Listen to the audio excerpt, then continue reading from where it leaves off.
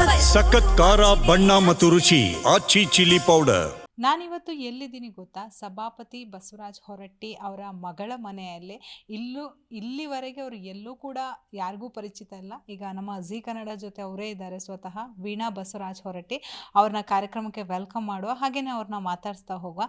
Ma'am, ಕಾರ್ಯಕ್ರಮಕ್ಕೆ welcome. ನಾವು ನೋಡಿದ ಹಾಗೆ ನೀವು ಮಾಧ್ಯಮಕ್ಕೆ ಆಗಲಿ ಅಥವಾ ಎಲ್ಲೂ ಕೂಡ ನಾವು ನಿಮ್ಮನ್ನು ಕಂಡಿಲ್ಲ, ಇದೇ ಮೊದಲ ಬಾರಿಗೆ. ತುಂಬ ಖುಷಿ ಆಗುತ್ತೆ, ಯಾಕಂದರೆ ಒಬ್ಬ ಸಭಾಪತಿಯವರ ಮಗಳನ್ನು ಭೇಟಿ ಮಾಡೋದಂದರೆ ನಮಗೂ ಒಂದು ಹೆಮ್ಮೆಯ ವಿಚಾರ ಹೇಳ್ಬೋದು. ಎಷ್ಟು ಖುಷಿ ಆಗುತ್ತೆ ನಿಮ್ಮ ತಂದೆಯ ಈ ಒಂದು ಜವಾಬ್ದಾರಿಯುತ ಸ್ಥಾನವನ್ನು ನೋಡಿ. ಯಾಕಂದರೆ ನೀವೇ ನೋಡ್ಬೋದು, ಕರ್ನಾಟಕದಲ್ಲಿ ಬಹಳಷ್ಟು ಒಂದು ಹೆಸರುವಾಸಿಯಾಗಿರುವವರು. ಸೊ ಎಷ್ಟು ಖುಷಿ ಆಗ್ತಿದೆ ಮ್ಯಾಮ್?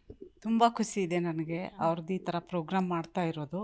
ಈಗ ಸಾರ್ಥಕ ಅನಿಸ್ತಾ ಇದೆ ಇದೆಲ್ಲ ಪ್ರೋಗ್ರಾಮ್ ಮಾಡ್ತಾ ಇರೋದು. ನಮ್ಮ ತಂದೆ ಮಾಡಿದ್ದೆಲ್ಲ ಸೇವೆಗೂ ಸಾರ್ಥಕ ಅಂತ ಅನಿಸ್ತಾ ಇದೆ. ನೀವು ಹುಟ್ಟಿದ್ದೆಲ್ಲಿ, ಬೆಳೆದಿದ್ದೆಲ್ಲಿ, ಹೇಗೆ ನಿಮ್ಮ ಬ್ಯಾಕ್ಗ್ರೌಂಡ್? ನಮ್ಮದು ಊರು ಆ್ಯಕ್ಚುಲಿ ಮುದೋಳ ಹತ್ರ ಎಡಹಳ್ಳಿ ಅಂತ ನಮ್ಮ ತಂದೆ ಹುಟ್ಟೂರು. ನಾವೆಲ್ಲೇ ಹುಟ್ಟಿ ಸ್ಕೂಲಿಂಗೆಲ್ಲ ಅಲ್ಲೇ ಆಯಿತು. ನಮ್ಮದು ಎಡಹಳ್ಳಿ ಮುದೋಳಲ್ಲೇ ಆಯಿತು.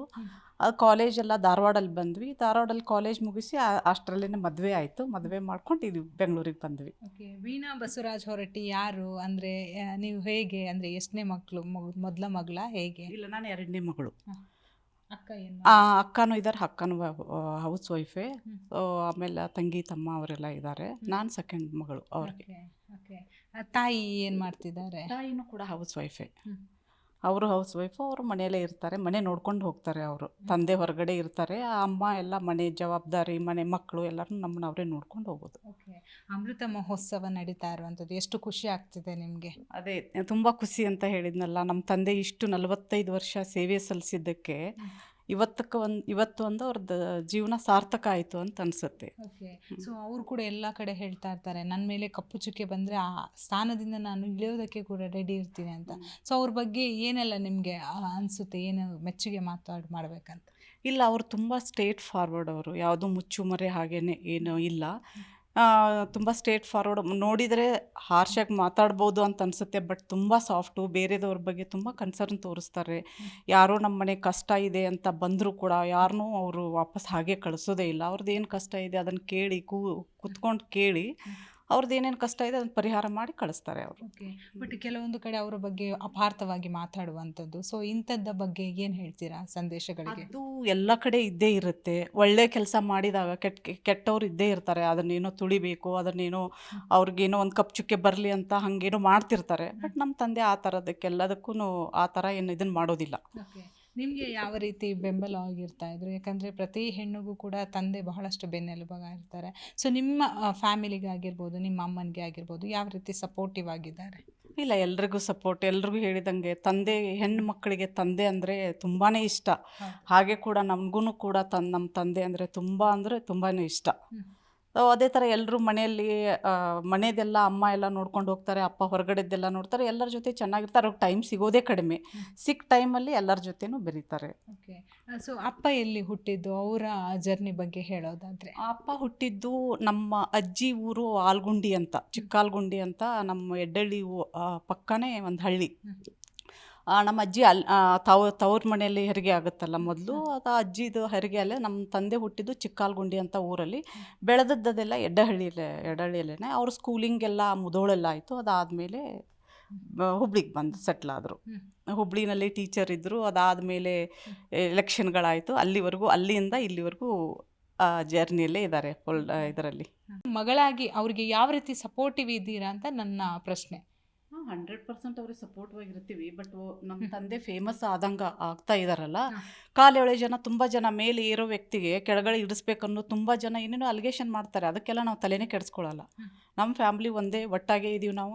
ನಮ್ಮ ತಂದೆಗೆ ಯಾವುದೇ ಕಪ್ ಚುಕ್ಕೆನೂ ಇಲ್ಲ. ನಾವು ಅದನ್ನು ಯಾವುದೇ ಕಪ್ ಚುಕ್ಕೆ ಬರೋದೂ ಇಲ್ಲ ನಮ್ಮ ತಂದೆಗೆ. ನಾವೆಲ್ಲ ಒಟ್ಟಾಗೇ ಇದ್ದೀವಿ.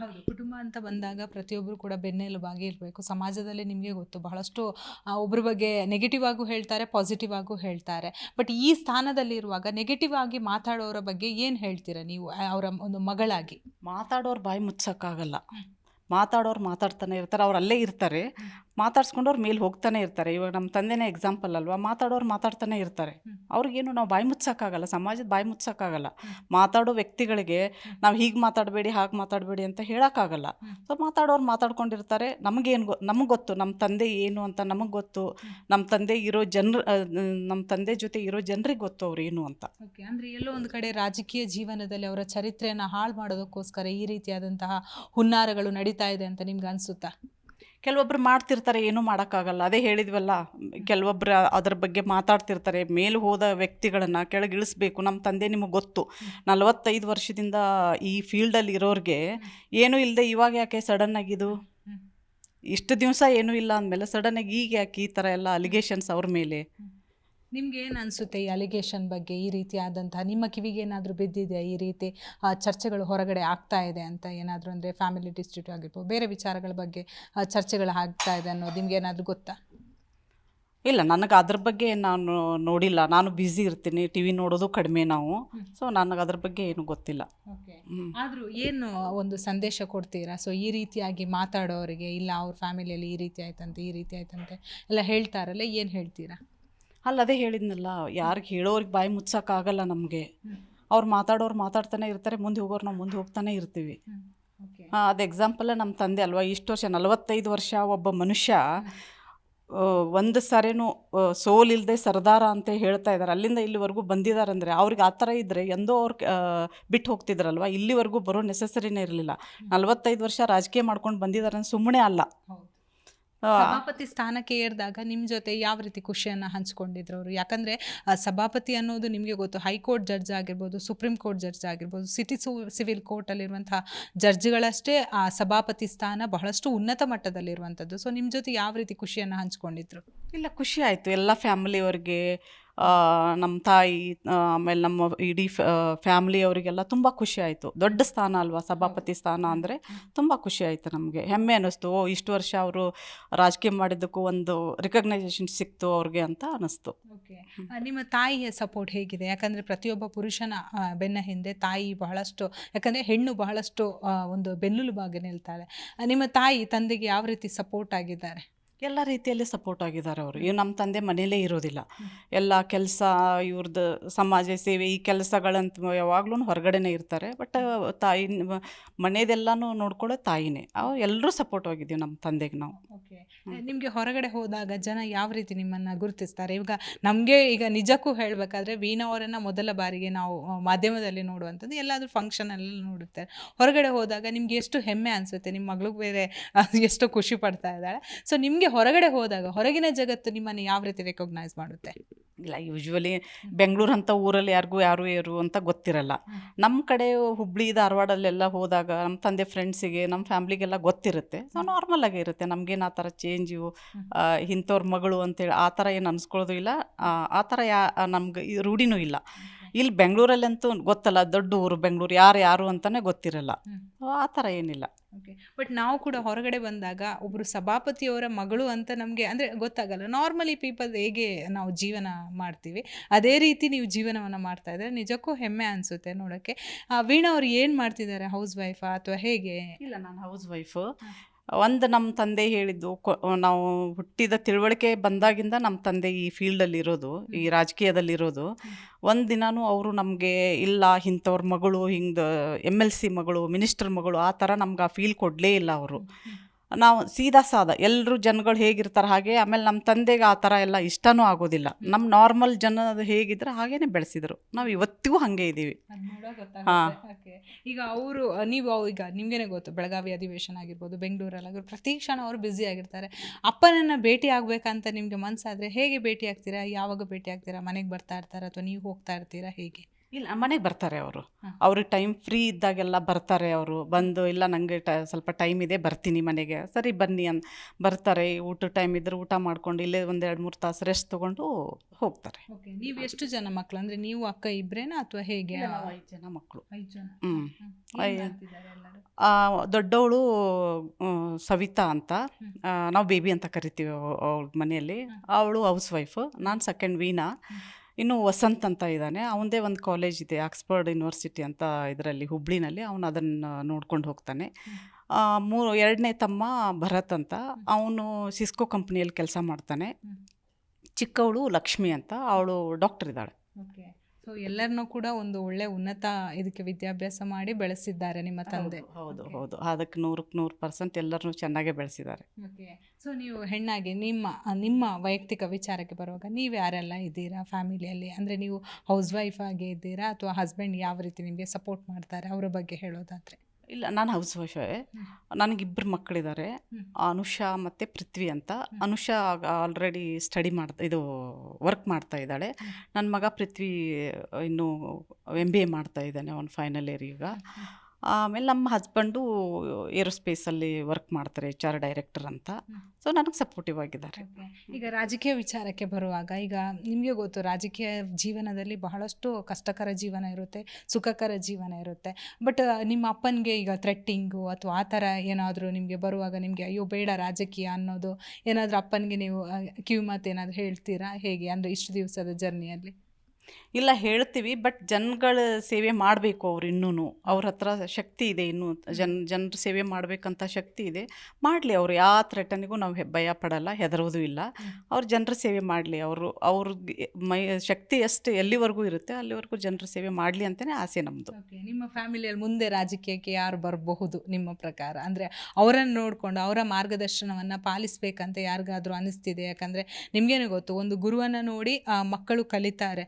ಅದೇ ಥರ ನಿಮ್ಮ ಅಪ್ಪನನ್ನು ನೋಡಿ ನಾವು ಕೂಡ ಇದೇ ರೀತಿ ಆಗಬೇಕಂತ ಮಕ್ಕಳಲ್ಲಾಗಿರ್ಬೋದು ಅಥವಾ ನೀವು ಯಾರಲ್ಲಾದರೂ ಹಾಗೆ ಅನಿಸಿದ್ಯಾ? ಯೂಶ್ವಲಿ ನಾವು ಹೆಣ್ಮಕ್ಳು ಯಾರೂ ಆ ಥರ ಬರೋದಿಲ್ಲ. ನಿಮಗೆ ಗೊತ್ತು, ನಾವು ಮೀಡಿಯಾದ ಮುಂದೆ ಬರೋದೇ ಇಲ್ಲ. ಚಿಕ್ಕವನು ತುಂಬ ಸೈಲೆಂಟ್, ಅವನು ಬಂದರೆ ವಸಂತ್ ಬರ್ಬೋದು ಅಂತ ಅಷ್ಟೇ. ಅವನು ಸ್ವಲ್ಪ ಜನರ ಜೊತೆ ಬೆರೀತಾನೆ, ಬೇರೆ ಕೆಲಸಗಳು ಮಾಡ್ತಾನೆ. ಅವ್ನು ಬಂದರೆ ಅವನೇ ಬರ್ಬೋದು, ಅದರ್ವೈಸ್ ಯಾರಿಲ್ಲ. ಕ್ಷೇತ್ರದ ಬಗ್ಗೆ ಹೇಳೋದಾದರೆ ಯಾವ ರೀತಿ ಅವರನ್ನು ಜನ ಸ್ವೀಕಾರ ಮಾಡ್ತಾರೆ?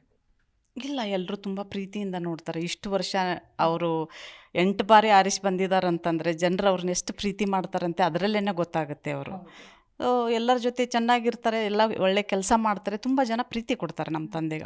ಇವರು ಕೂಡ ಅದೇ ಥರ ನೋಡ್ಕೋತಾರೆ, ಅವರು ಕೂಡ ನಮ್ಮ ತಂದೆ ಜೊತೆ ಚೆನ್ನಾಗೇ ಇರ್ತಾರೆ. ಕ್ಷೇತ್ರ ಬಿಟ್ಟು ಈಗ ನಿಮಗೆ ಗೊತ್ತು, ಕರ್ನಾಟಕದಲ್ಲಿರುವಂತಹ ಪ್ರತಿ ಮೂಲೆಗಳಲ್ಲೂ ಕೂಡ ಬಹಳಷ್ಟು ಅವರನ್ನು ಇಷ್ಟಪಡುವವರು ಬಹಳಷ್ಟು ಇರುವಂಥದ್ದು.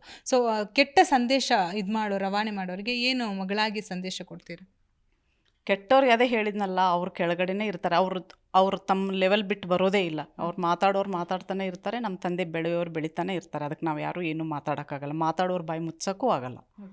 ನಿಮ್ಮ ಅಮ್ಮನ ಬಗ್ಗೆ ಹೇಳೋದಾದರೆ, ಅಮ್ಮ ಮೂಲತಃ ಎಲ್ಲಿ, ಅವರು ಏನು ಮಾಡ್ತಾ ಇದ್ದಾರೆ? ಸೊ ಈಗ ಅವರು ಹೌಸ್ ವೈಫೇನೆ, ಅವರು ಹುಬ್ಳಿನವ್ರೇನ, ಅಮ್ಮನೂ ಕೂಡ. ಎಲ್ಲರೂ ಕೂಡ ಹುಬ್ಳಿಯಲ್ಲೇ ಬೆಳೆದವರು? ಅವ್ರು ಹುಬ್ಳಿಯವರೇ. ನಾವೆಲ್ಲರೂ ಕೂಡ ಹುಬ್ಳಿನಲ್ಲೇ ಬೆಳೆದ್ವಿ. 5 ಜನ ಅಲ್ಲೇ ಹುಟ್ಟಿದ್ದು. ಅಮ್ಮನ ತವ್ರ ಮನೆಯಲ್ಲಿ ಅದೆಲ್ಲ ಹುಟ್ಟಿ ಬೆಳೆದದ್ದು ಎಲ್ಲ ಹುಬ್ಳಿನಲ್ಲೇನೆ ನಾವು. ಅಮ್ಮ ನಿಮಗೆ ಹೇಳಲ್ವಾ ನೀವು ಕೂಡ ರಾಜಕೀಯಕ್ಕೆ ಇದು ಮಾಡಬೇಕು ಅಥವಾ ಮಕ್ಕಳಿಗೆ ಅಂದರೆ ಅಪ್ಪನನ್ನು ನೋಡು ಕಲೀರಿ ಅಂತ ಏನಾದರೂ ಸಂದೇಶ ಕೊಡಲ್ವಾ? ಇಲ್ಲ, ನಮ್ಮ ಮನೆಯಲ್ಲಿ ಯೂಶ್ವಲಿ ನಾವು ಹೆಣ್ಮಕ್ಳು ಆ ಥರ ಮುಂದೆ ಬರೋದಿಲ್ಲ. ಆ ಥರ ಅವಕಾಶ ಇಲ್ವಾ ಅಥವಾ ಏನಂತ? ಇಲ್ಲ, ಇದ್ರೂ ನಮಗಿಷ್ಟ ಆಗಲ್ಲ ಅಷ್ಟೇ. ನಮ್ಮ ತಮ್ಮಗಳಿದಾರಲ್ಲ, 2 ತಮ್ಮಂದಿದ್ದಾರೆ, ಬಂದರೆ ಅವರೇ ಬರಲಿ, ನಮ್ಮ ಹೆಣ್ಮಕ್ಳಿಗೆಲ್ಲ ಬೇಡ ಅಂತ. ಅಂದರೆ ಈಗಿನ ಯುಗದಲ್ಲಿ ನಿಮಗೆ ಗೊತ್ತು, ಹೆಣ್ಮಕ್ಳು ಪ್ರತಿಯೊಂದು ಕ್ಷೇತ್ರದಲ್ಲಿ ಕೂಡ ನಾವು ಮುಂದೆ ಇರಬೇಕು ಅನ್ನೋದು ಎಲ್ಲರ ಒಂದು ಇದು. ಬಟ್ ಯಾಕೆ ನೀವು ಆ ಥರ ಇಷ್ಟ ಇಲ್ಲ, ಅದು ಮೊದಲಿಂದನೂ ನಮ್ಗೆ ಇಷ್ಟ ಇಲ್ಲ. ಸೊ ನಾವು ಮನೇಲಿ ತಟ್ಟಲ್ವಾ ನಿಮಗೆ? ಇಲ್ಲ, ಅಪ್ಪ ಏನು ಹೇಳಲ್ಲ. ಇಲ್ಲ, ಅಪ್ಪ ಏನು ಹೇಳಲ್ಲ. ತಮ್ಮ ಅವರಿದ್ದಾರೆ. ಯೂಶ್ವಲಿ ನಾರ್ತ್ ಕರ್ನಾಟಕ ಕಡೆ ಈಗಿನ ಟೈಮಲ್ಲಿ ಎಲ್ಲ ಬರ್ಬೋದು. ನಾವು ಸ್ವಲ್ಪ ಆಗಿನವ್ರಲ್ವಾ, ಈ ರಾಜಕೀಯ, ಈ ಮೀಡಿಯಾ ಇದ್ರ ಮುಂದೆ ಬರೋದು ಅದೆಲ್ಲ ತುಂಬಾ ಕಡಿಮೆ ಆಗಿನ ಟೈಮಲ್ಲಿ. ಸೊ ನಮ್ಗೆ ಅದ್ರ ಅಭ್ಯಾಸನೂ ಇಲ್ಲ. ತಂದೆ ಮಾಡ್ತಾ ಇದ್ದಾರೆ ಕೆಲಸ, ಅವ್ರು ನೋಡ್ಕೊಂಡು ನಾವು ಖುಷಿ ಪಡ್ತಾ ಇರ್ತೀವಿ ಅಷ್ಟೇ. ಅಮ್ಮ ಎಲ್ಲೂ ಕೂಡ ಮಾಧ್ಯಮದ ಎದುರಾಗಲಿ ಜನರ ಎದುರಾಗಲಿ ಎಲ್ಲೂ ಕೂಡ ಬೆರೆಯಲ್ವಾ? ಯೂಶ್ವಲಿ ನಾವು ಯಾರು ಲೇಡೀಸ್ ಅಂದರೆ ನಾವು ಹೆಣ್ಮಕ್ಳು ಯಾರು ಮೀಡಿಯಾದ ಮುಂದೆ ಬರೋದು ಆ ಥರ ಎಲ್ಲ ಅಲ್ಲೆಲ್ಲ ಇದ್ದ ಎಲ್ಲ ಫಂಕ್ಷನ್ಗಳು ಅಟೆಂಡ್ ಮಾಡ್ತೀವಿ. ಎಲ್ಲ ಫ್ಯಾಮ್ಲಿಯವ್ರ ಹಬ್ಬ ಇದೆಲ್ಲ ಕೂಡ್ತೀವಿ, ಹೋಗ್ತಿರ್ತೀವಿ. ಬಟ್ ಇದ್ರ ಮುಂದೆ ಮೀಡಿಯಾದ ಮುಂದೆ ಬರೋದು ಅದೆಲ್ಲ ತುಂಬಾ ಕಡಿಮೆ ನಾವು. ಈಗ ಅಮೃತ ಮಹೋತ್ಸವಕ್ಕೆ ಕುಟುಂಬ ಸಮೇತರಾಗಿ ಹೋಗ್ತೀರಾ? ಹೇಗೆ, ಎಷ್ಟು ಖುಷಿ ಆಗ್ತಾ ಇದೆ? ಆ ಕ್ಷಣವನ್ನು ತುಂಬಿಕೊಳ್ಳಲು ಎಷ್ಟು ನೀವು ಕಾತರರಾಗಿದ್ದೀರಾ?